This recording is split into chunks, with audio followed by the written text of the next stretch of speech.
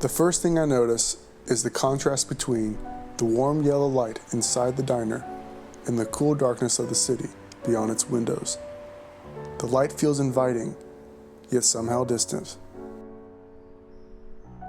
The light and reflections feel soft, almost dreamlike.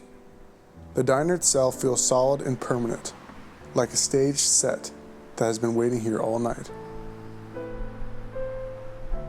My eyes settle on the brightly lit counter and the people seated behind it. Against the darkness of the street, they become impossible to ignore.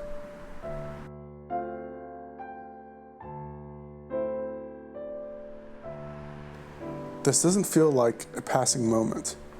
It feels suspended, as though time has slowed down and the city has paused for just a little while. The painting feels calm on the surface, but there's a quiet tension underneath.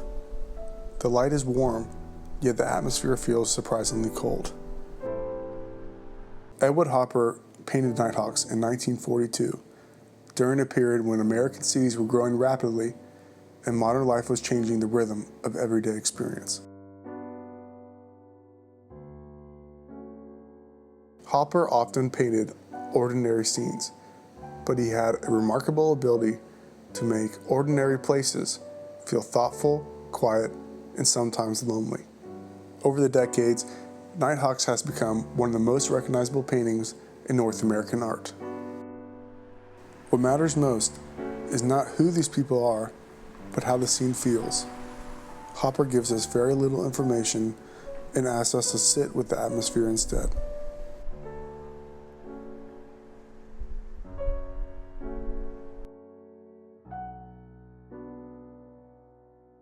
It reminds me of late night restaurants, empty streets, and moments when we are surrounded by people, but still alone in our thoughts.